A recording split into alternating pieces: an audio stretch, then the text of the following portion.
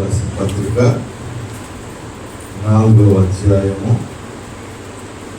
16వ వచనం.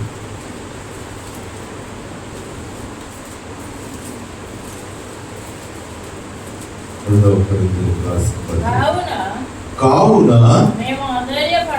మేము అధైర్యపడము, మా బాహ్య పురుషుడు కృషించుచున్నను, అంతరంగ పురుషుడు దినదినము నూతన పరచబడుచున్నాడు.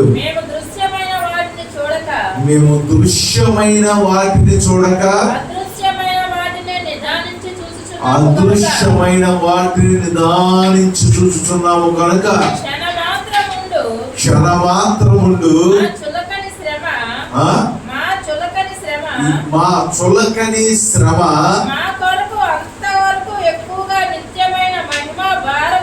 మా కొరకు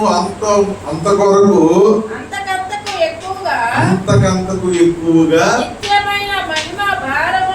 నిత్యమైన మహిమా భారము కలగజేయుచున్నది. ఎలయనగా దృశ్యమైనవి అనిత్యములు, అదృశ్యమైనవి. హల్లెలూయా. ప్రభువుకు ప్రియమైన దేవుని బిడ్డలారా, ఇప్పుడు చదువుకున్న రీతిగా కానీ మనం భక్తి కానీ కట్టగలిగితే దేవుని అద్భుత ఆశ్చర్య కార్యాలు మన జీవితాల్లో గమనించినట్లయితే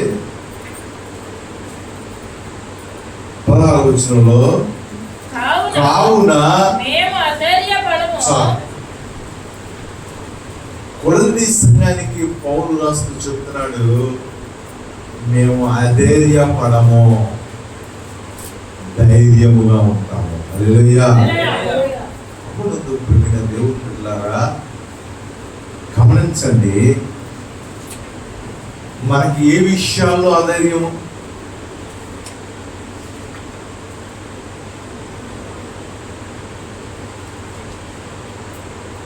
పిల్లలు ఏమైపోతారు, వాళ్ళు ఏమైపోతారు, ఇదేమైపోతో, ఇల్లేమైపోతో, పొలం ఏమైపోతో, ఏమైపోతాము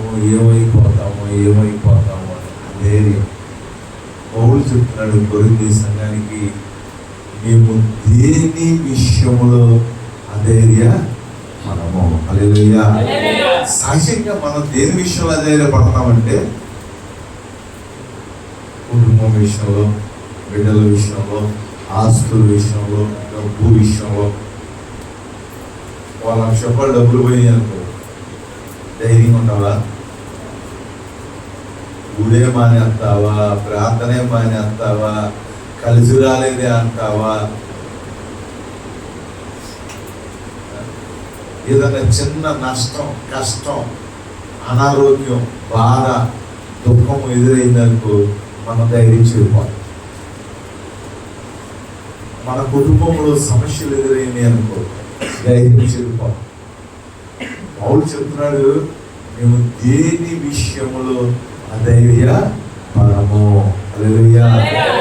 కావున మేము అధైర్యపడము,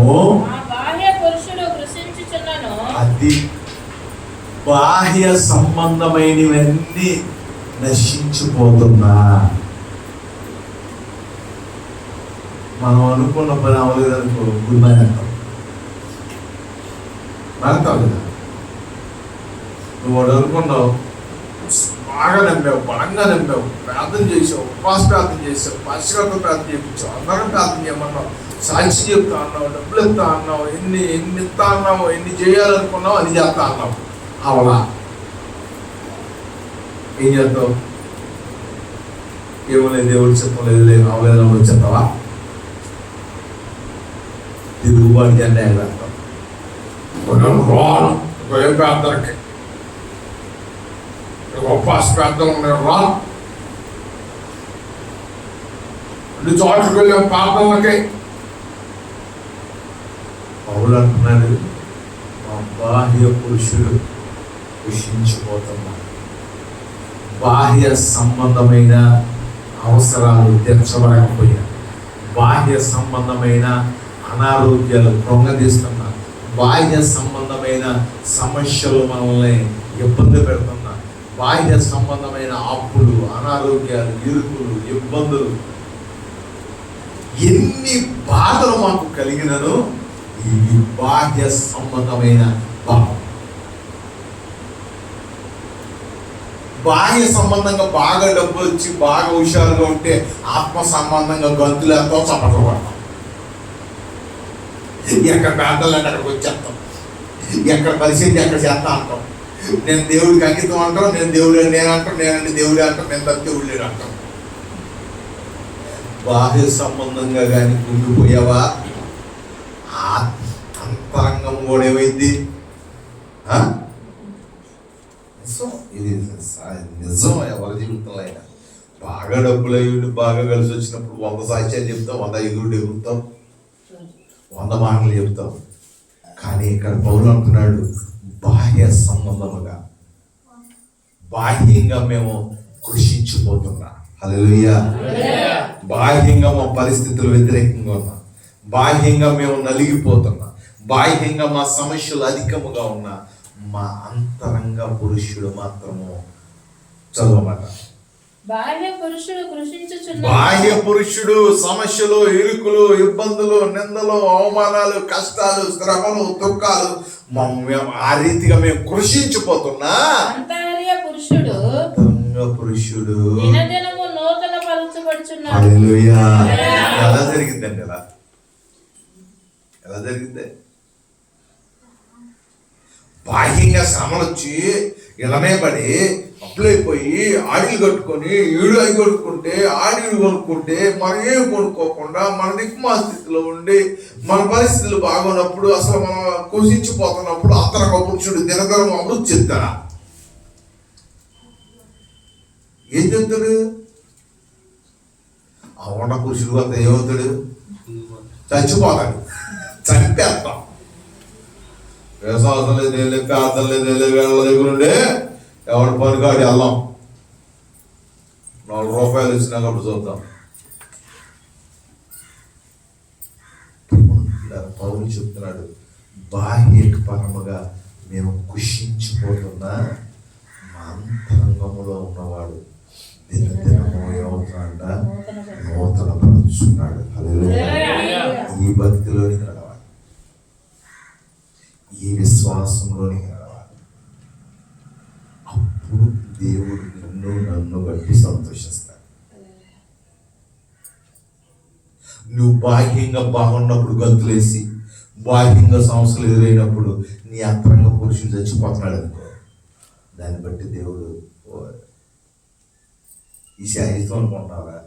దేనికోసం ప్రభు నమ్ముకున్నావు?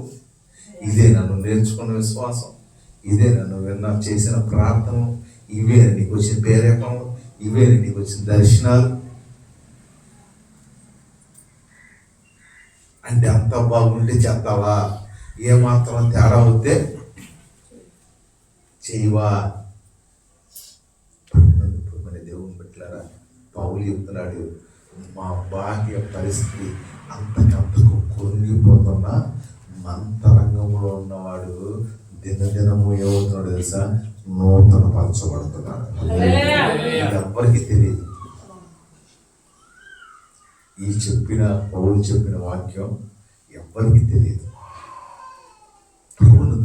దేవుని పెట్టిన సహజంగా మనం ఏమనుకుంటా ఉంటే, ఒక వ్యక్తి భక్తిని మనం ఎలా అంచనేస్తామో, అది బాగా ఆశీర్వదించబడి సాక్ష్యాలు చెప్తున్నాడు అనుకో, నేను ప్రభువులు బాగా బాగా భక్తులు బాగా ఆశీర్వదించబడ్డాడు.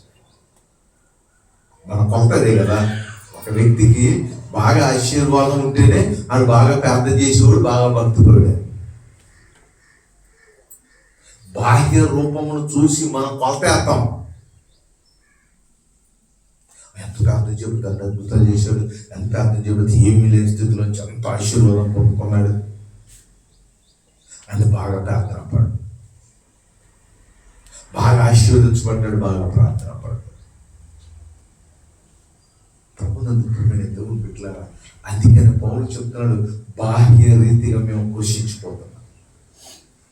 మాకు ఏమీ లేని స్థితిలో ఉన్నా, ఆరోగ్యం లేని స్థితిలో ఉన్నా, కొట్టబడుతున్నా, హింసించబడుతున్నా, దూషించబడుతున్నా. బాహ్యంగా మీరు మమ్మల్ని చూస్తే ఎంత గొప్ప దేవుడైతే వీళ్ళకి బతికెందుకు, ఎంత గొప్ప దేవుడైతే వీళ్ళు ఎత్తెత్తుకున్నారు, ఎంత గొప్ప దేవుడైతే ఏమి లేకుండా ఉన్నారు, ఎంత పెద్ద గొప్ప దేవుడైతే ఏంటి ఏ రోజు తెచ్చుకుంటారో తెలియదంటున్నారు.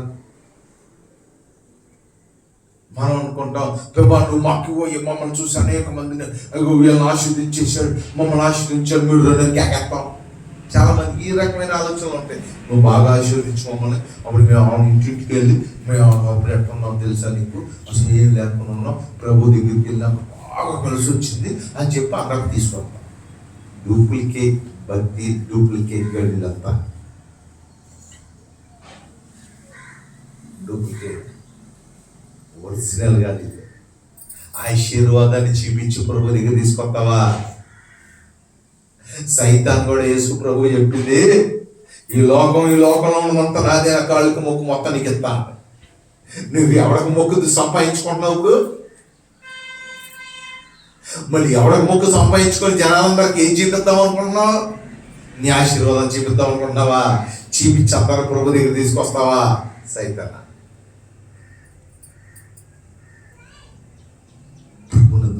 దేవుడు పెట్టారా? పౌలు తన ఆశీర్వాదాన్ని చూపించి ప్రభు దగ్గర నడిపించాల.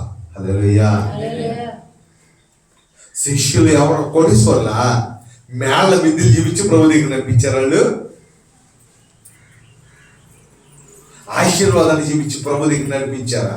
కాదు, సిలువ వేయబడిన యేసుని చూపించారు. హల్లెలూయా.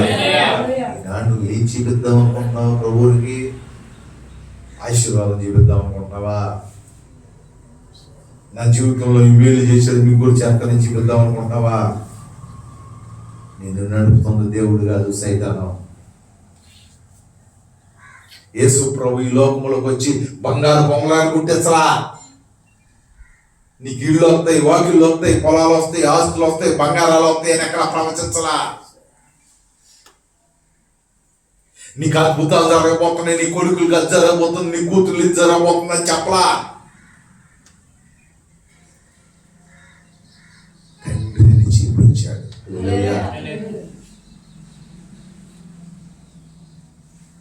దేవుని వాక్యం వక్రించి ఏదేదో చూపించి ఏదేదో చెప్పి బాహ్య సంబంధముగా ఆశీర్వదించబడినోడు మాత్రమే భక్తి పరుడు అని క్రియేట్ చేశారు.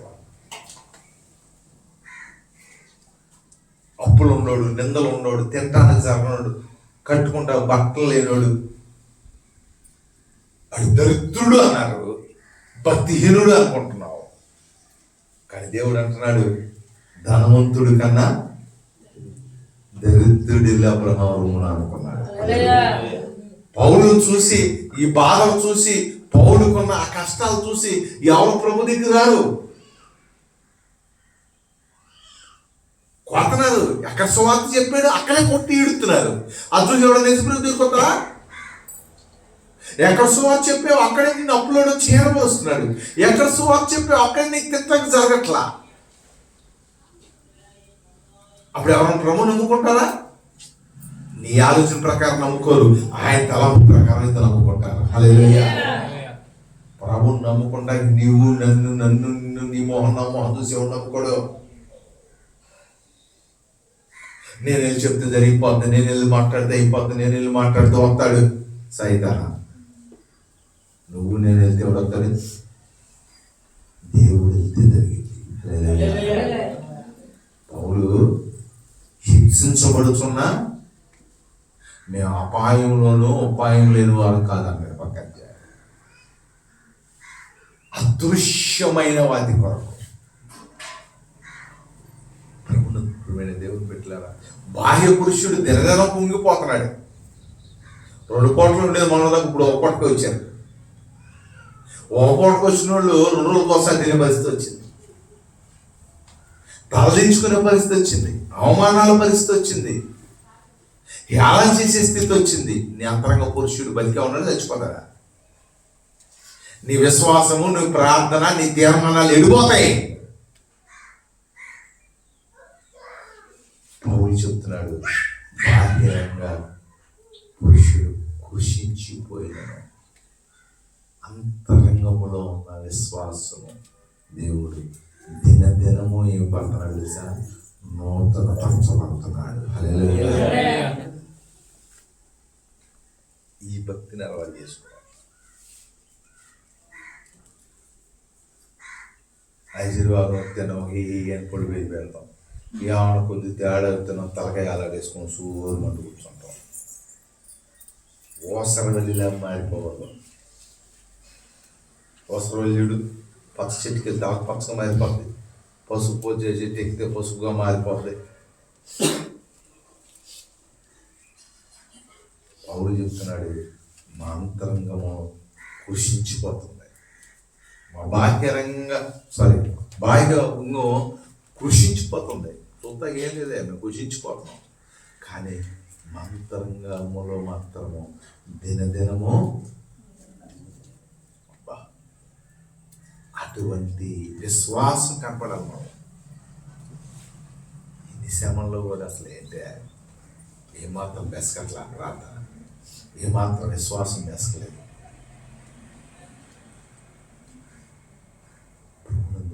దేవుడు బిడ్డలారా, అటువంటి భక్తిని మనం కట్టాలి. బాహ్య పరిస్థితులు ఎప్పుడు ఆత్మీయతను దెబ్బతీయకూడదు.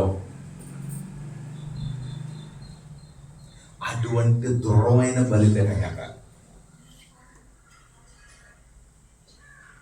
ఎందుకంటే ఎందుకు అయ్యా మరి అంతా బాగుంటే కదండి ఏదైనా జరిగేది, అంతా బాగుంటే కదండి ప్రార్థనకు వచ్చేది, అంతా బాగుంటేనే కదండి అన్ని మేలు జరిగితేనే కదండి, అన్ని బాగుంటేనే కదండి. చదువు. మేము దృశ్యమైన వాటిని చూడక అదృశ్యమైన వాటిని నిరాశించుచున్నాము. అది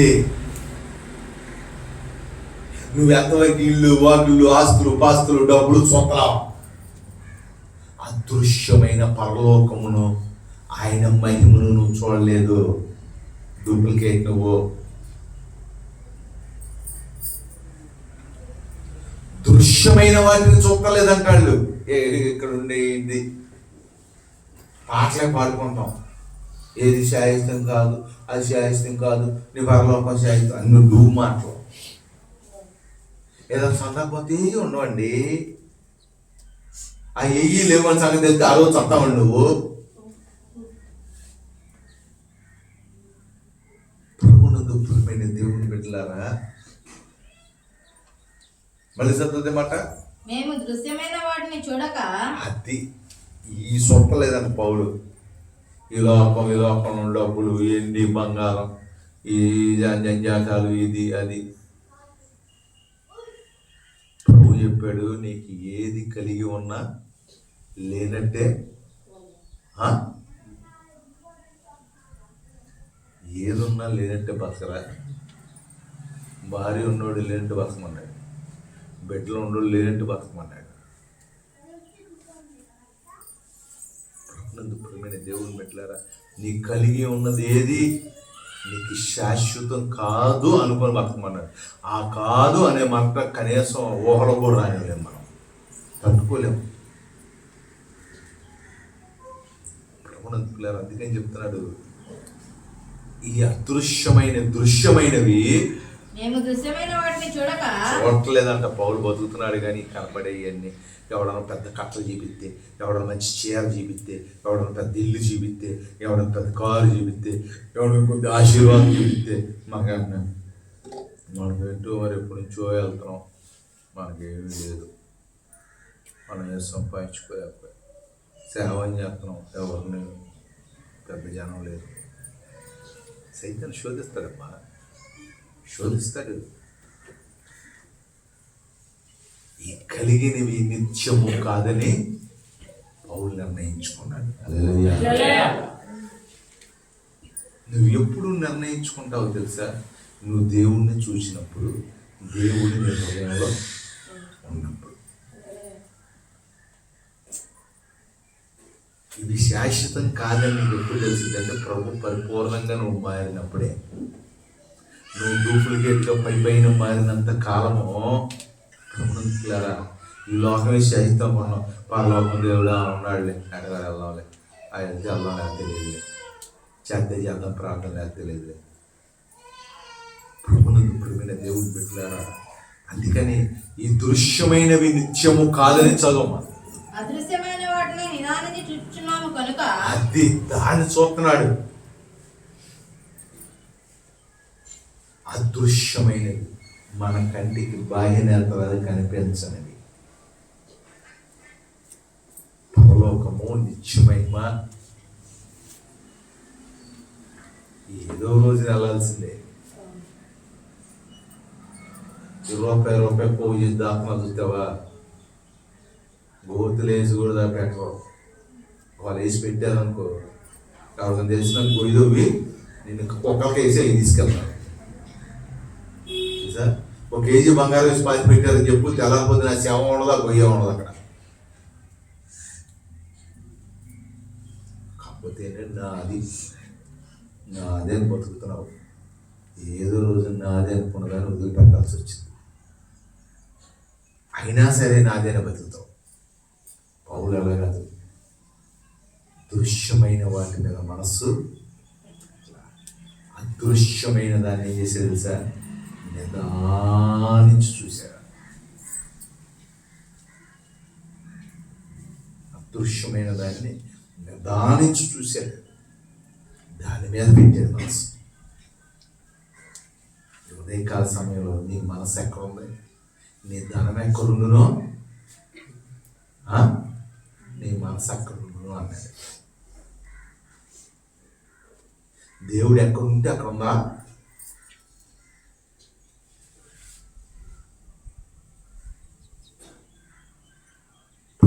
ప్రియమైన దేవుని బిడ్డలారా, గమనించండి.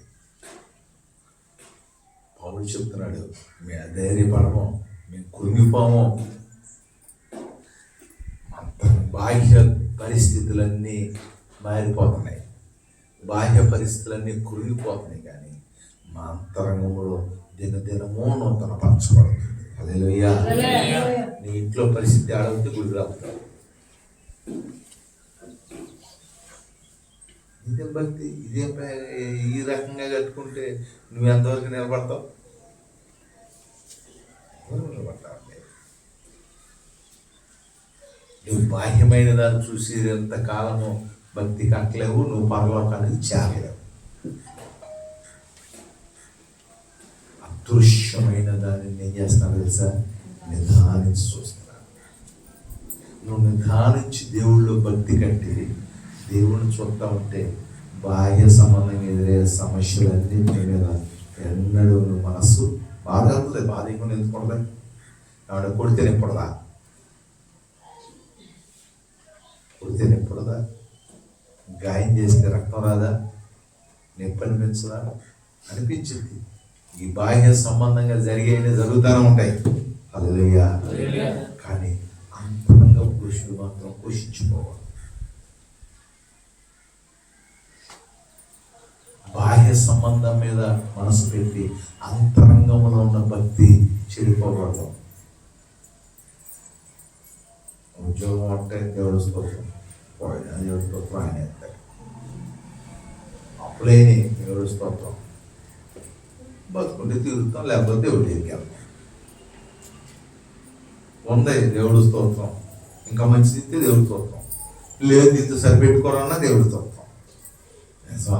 అట్లాంటి భక్తి ఉంది మన దగ్గర.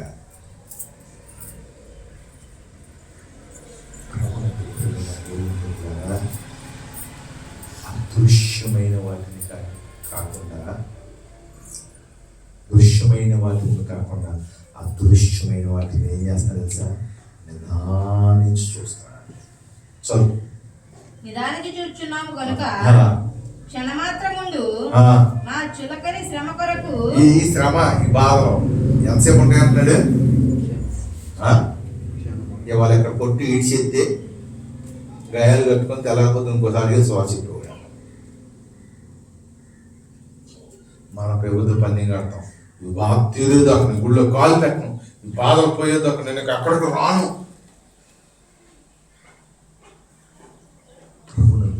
దేవుడు పెట్టారా, క్షణమాత్రమే ఉంటాయి అంటే బాధలో, ఈ శ్రమలో క్షణమాత్రమే ఉంటాయి. పౌలు తెలుసు ఈ శాశ్వతం కాదు, ఈ ఏదో రోజులు పోతాయి, గాయాలైనవి జీవితాంతాల గాయాలు అయిపోతాయా, మారిపోతాయి, తగ్గిపోతాయి. చదువు. క్షణమాత్రం ఉండు మా చులకని శ్రమ కొరకు ఈ చులకని శ్రమ కొరకు అంతకంతకు ఎక్కువగా నిత్యమైన మహిమా భారమును కలుగజేయుచున్నది. అది ఈ శ్రమలో అంతకంత కొనదీసే ఇట్లా భక్తిలో, ఆత్మీయతలో ఏం చేస్తున్నా తెలుసా, అంతకంతకు. హల్లెలూయా. నీకు సమస్యలు పెరిగినప్పుడు అంతకంతకు భక్తి పెరుగుతుందో అంతకంత ఖుషించిపోతుంది. చెప్పు.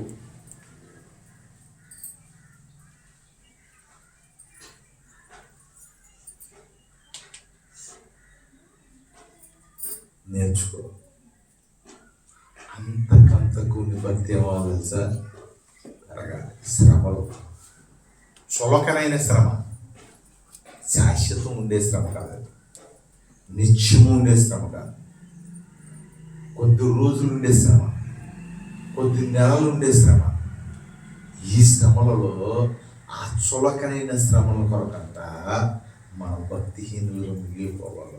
అంతకంతకు శ్రమ పెరిగే కొద్దీ, సమస్యలు పెరిగే కొద్దీ, నిందలు పెరిగే కొద్దీ, అవమానాలు పెరిగే కొద్దీ నేను అందుకే చెప్తా, మా ఆవిడ ఒప్పుకోట్లేదండి, మా ఆవిడ పేదనానికి ఒప్పుకోట్లేదండి, మా ఆయన రానివ్వట్లేదు, ఇవన్నీ చెప్పొద్దాం. ఎవరిదాడే నీ భక్తిని, నీ హృదయంలో, నీ అంతరంగంలో ఉన్న భక్తిని ఆపగలరా?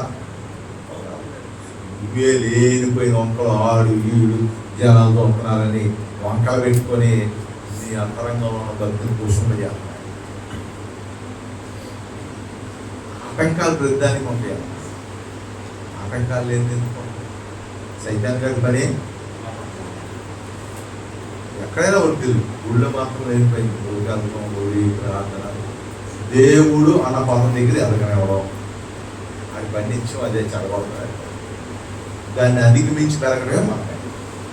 మన వాక్యం విని ప్రార్థనించుకొని ఎదగటం మన పని, ఆపటం ఆడుతాం. వాడు ఆపుతాడు, ఆగిపోతావా? వీడు దారి మూసేశారని ఆగిపోతున్నావా? ఏం చేస్తాం? అడుగు తిరిగి వెళ్తాం, ఇలా చాలా పడి వెళ్తాం. ఎట్టా కూడా మనం ఆడు పక్కే వెళ్తాం. అంటే అక్కడ అది పక్క వెళ్తే నువ్వు వెళ్తే 5,000 వస్తున్నాయి. వీడు దారి మూసేశారు, నువ్వు చూడి దారి లేదు మానేసి చెప్తావా? ఏం చేస్తావు? ఏదో దారి అవసరం బండి పెట్టి నడిచి వెళ్ళిపోతాం. కానీ ఉండదు భక్తి కూడా. ఆపేస్తాయి, నిన్ను ఆపుతాయి అండి. శ్రమలు ఆపేస్తాయి, నిందలు ఆపేస్తాయి, ఇంట్లో పిల్లలు ఆపేస్తుంది, భర్త ఆపేస్తాడు, పిల్లలు ఆపేస్తారు. యోగు గారిని పిల్ల ఉంది, ఏది భక్తి తగలబడి అందరు తెచ్చాక అంత ఆస్తులు పోయాక మళ్ళీ ఇంకా ఎవరన్నా నువ్వు కూడా దూషించి చావు అన్నాయి. అది అన్నదాంతో తప్పే ఉండలే, అన్నీ పోయిగా అని నువ్వు అనుకున్నాడా? మాట్లాడే వచ్చేదేం పోతాయి, పోయేదేం పోతాయి, వచ్చినా పోయినా మాట్లాడదాం.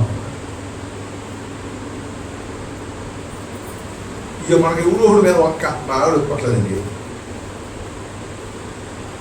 మా అమ్మ ఒప్పుకోవట్లేదు, మా నాన్న ఒప్పుకోవట్లేదు, మా పిల్లలు ఒప్పుకోవట్లేదు. సరే ఇల్లు అందరు కాకపోతే అంట మా బావగారి పిల్లలు ఒప్పుకోవట్లేదు పేదరికి వెళ్తాకి.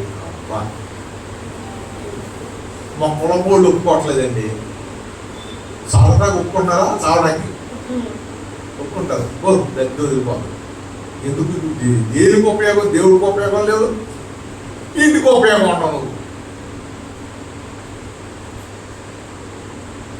ఓ సంపాదించి మేళగా చెప్తాను. నేను నా కళ్ళతో చూశాను చాలా మందిని. ఓ భక్తి వదిలేసి, ప్రార్థన వదిలేసి, మెతుకులకి 5 పైసలకి 10 పైసలకి 10 రూపాయలు ఇంటి అవుతున్నాయి, 10 రూపాయలు అది ఒక్క అవుతున్నాడు. 3 మంది దిక్కులేని వాళ్ళు అసలు అడ్రస్ లేకపోయారు. సార్ అది వెళ్తే 10 రూపాయలు ఛార్జీ ఉన్నా ఇటు వస్తే 10, ఇటు పక్కన చర్చికి వెళ్తే 20 ఫీజులు, సంవత్సరానికి లెక్క వేసుకున్నాడు. అడ్రస్ లేరు ఇప్పుడు, కొంతమంది భూమి మీద కూడా లేదు. హల్లెలూయా.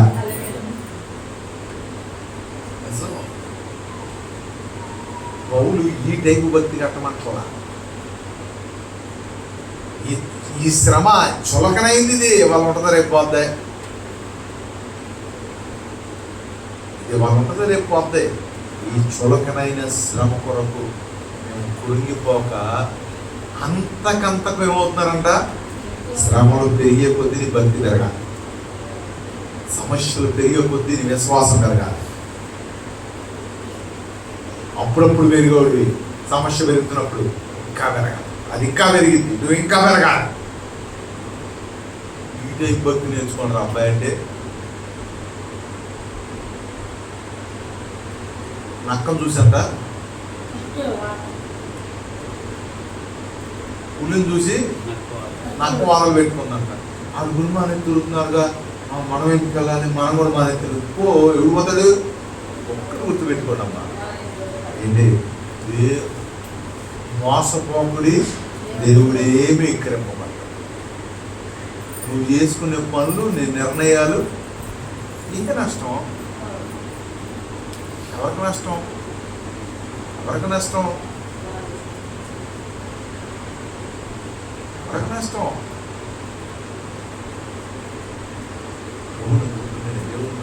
శ్రమలు వాళ్ళు ఉంటే రేపు పోతాయి. నిత్యమో ఈ మధ్య వెనకాలే ఉంటాయి. బాధ లేనోడు, శ్రమ లేనోడు ఎవడూ లేడు. వాక్యం చెప్తున్న నేనైనా, ఎంత పెద్ద పాస్టర్ గారైనా, ఎంత పెద్ద నీతిమంతులైనా, పరిశుద్ధులైనా ఎవరికైనా తప్పయి. కానీ అవి శాశ్వతం కాదు, అది గుర్తుపెట్టుకో.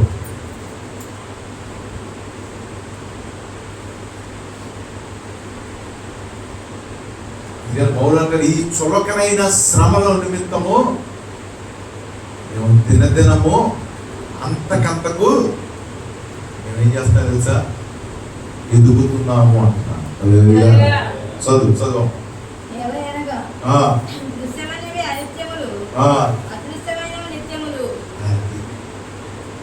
దృశ్యమైనవంతా ఏంటంట అంటే శాశ్వతం కాదు అబ్బాయి, అదృశ్యమైన దాని కొరకు. అబ్రహాము చెప్తున్నాడు, ఏం చెప్తున్నాడు, పునాదులు కలిగిన పట్టణమును చూస్తాను. ఈ కనబడేది ఎంత అదృశ్యాలు, నువ్వు ఎక్కువ కాలం చూడలేవు. కానీ అదృశ్యమైన చూసావు, అది నిత్యము. ఇష్టం అన్ని నిత్యాల కోసం పోరాడతావు, అదృశ్యమైన వారి కొరకు పోరాడతావు. కలిగిన దాంట్లో సంతోషించి దేవుళ్ళని ఎదుగుతావు.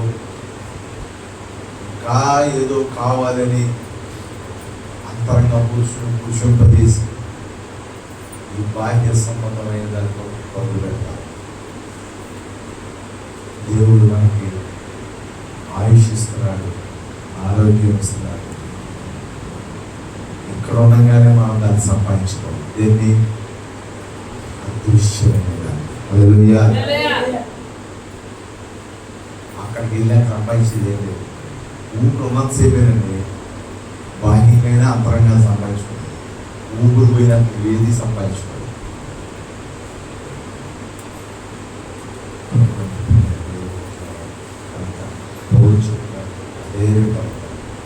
దేవుళ్ళు దృశ్యమైన వారి కొరకు కాక అదృశ్యమైన వారి కొరకు ప్రయాసపడుతున్నారు. మరొకసారి మీరు ఇంటికి వాక్యాలు చదువుకోండి. దేవుడితో మాట్లాడుతున్నాక ప్రార్థిస్తున్న పరిశుద్ధ సంఘము అదృశ్యమైన వారి దినదినము ఆయన బలం పొందుకోవాల్సి సృష్టించుకోవాలి.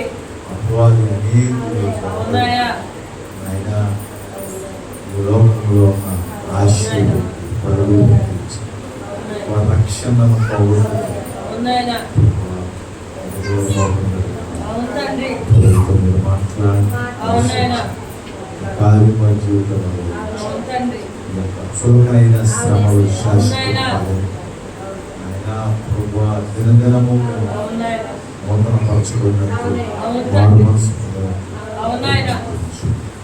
వచ్చిన ప్రియులను దీవించడం ఆశీర్వదించడం మా ప్రభువును రక్షకుడును యేసు పరిశుద్ధ నామములో మీకు వినయంతో ప్రార్థించి బతిలాడి వేడుకొనుచున్నాము తండ్రి.